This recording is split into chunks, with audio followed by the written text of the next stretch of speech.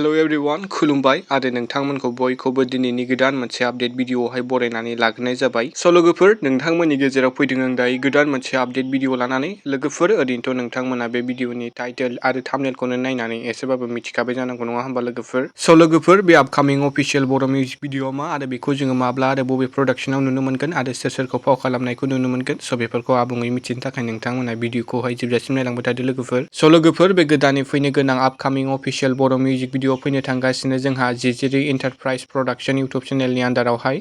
ओमफ्राय लोगोफोर जिजिरि इन्टारप्राइज production YouTube चेनेला गोदानसोदे लोगोफोर जानांगौ बे गोदानै फैनो गोनां आपकामिं अफिशियेल बर' मिउजिक भिडिअआवनो बे प्रडाक्शननि एबा इउटुब चेनेलनि फार्स्ट मिउजिक भिडिअ। स' लोगोफोर आसा खालामो नोंथांमोना बयबो बे गोदान प्रडाक्शन एबा इउटुब चेनेलावहाय फैनो गोनां आपकामिं अफिशियेल बर' मिउजिक भिडिअखौ नायगोन एबा बयबो अनसायगोन। ओमफ्राय लोगोफोर बे गोदानै फैनो गोनां आपकामिं अफिशियेल बर' मिउजिक भिडिअ जों सोर सोरखौ फाव खालामनायखौ नुनो मोनगोन होनोब्ला लोगोफोर बे आपकामिं अफिशियेल बर' मिउजिक भिडिअ जों गाहाय फाव खालामनायखौ नुनो मोनगोन बर'निनो मुंदांखा फावखुंगुर आरो फावखुंग्रि बिथांमोनखौ। स' बिथांमोनानो जाहैबाय गाहाय फावखुंग्रि महरै फाव खालामगोन फुजि बसुमतारी बिथां आरो गाहाय फावखुंगुराव दं जोंहा लिंसार बसुमतारी बिथां। स' लोगोफोर बे गोदानै फैनो गोनां आपकामिं अफिशियेल बर' मिउजिक भिडिअनि मुं एबा टाइटेला मा जागोन स' बेखौ अफिसियेलि बिथांमोना ससियेल मिडियाआव खोन्थाथ'वाखै एबा एनाउन्स खालामथ'वाखै जायनि थाखाय आं नोंथांमोनजों शेयार खालामनो हायाखै। स' बेनि थाखाय निमाहा बिनाय थाबाय लोगोफोर। ओमफ्राय लोगोफोर जानांगौ बे आपकामिं अफिशियेल बर' मिउजिक भिडिअनि DOP-खौ अरुप गयारि बिथाङा होदों। ओमफ्राय लोगोफोर नोंथांमोना सोर सोर जिजिरि इन्टारप्राइज प्रडाक्शन इउटुब चेनेलनि आन्दाराव फैनो गोनां बे आपकामिं अफिशियेल बर' मिउजिक भिडिअखौ नायनो थाखाय दानिफ्रायनो जोबोरै एक्साइटेड जानानै दं कमेन्ट सेक्सनाव खोन्थाहरदो लोगोफोर आरो नायनो थाखाय साननैसो नेनानै थाथ'दो। स' लोगोफोर दिनैनि सर्ट आपडेटआ बेनोमोन। नोंथांमोना भिडिअखौ नायना मोजां मोनदोंब्ला लाइक खालामबानो जाबाय आरो सोरबाफोर चेनेलाव गोदानै फैदोंब्ला साबस्क्राइब खालामना होबानो जाबाय बेबादिनो आपडेट भिडिअ मोनबाय थानो थाखाय। स' लोगोफोर दिनैनि भिडिअआ एसेनोसै गोजोन्थों एन्ड थेंक्स फर वाचिं।